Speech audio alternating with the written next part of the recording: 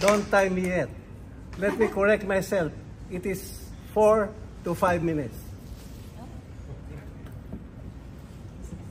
Today, I want to celebrate each one of you, the true architects of a brighter tomorrow. You are not just educators.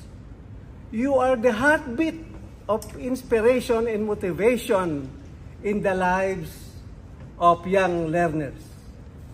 Let me break down the essence of your role with the acronym TEACHER.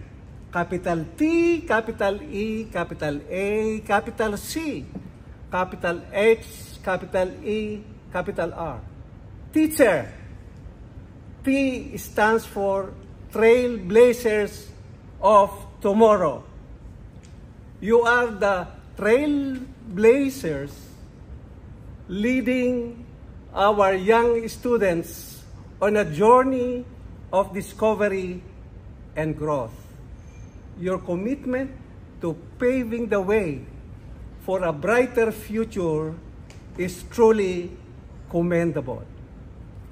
E stands for enthusiastic energizer. Your enthusiasm is really infectious. In a world where curiosity is the key to learning, your boundless energy becomes the spark that ignites the flames of curiosity in the hearts and minds of young students. A stands for Architects of Aspirations. As architects of aspirations, you shape the dreams and help build a strong foundation for a successful and meaningful life as your students evolve into productive citizens of the world when they grow up. Your influence extends beyond the classroom, reaching into the dreams and aspirations of your young students. C is champions of creativity. In the realm of education, creativity is the currency of progress. You are the champions that unlock the creative potential in every child for them to maximize their potentials. H is Heroes of Hearts. You are the heroes of hearts, creating a nurturing environment where emotions are acknowledged and valued. Your compassion and care leave an indelible mark in the hearts and minds of young learners. E stands for Empowering Mentors. Above all, you are empowering mentors, guiding the next generation with wisdom and encouragement.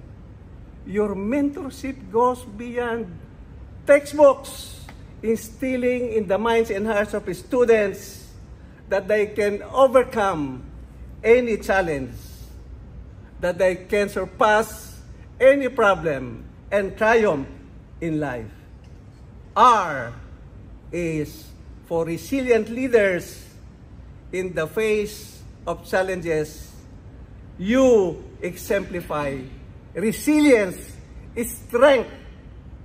You are the leaders who navigate the storms, showing students that setbacks are nothing but stepping stones to success.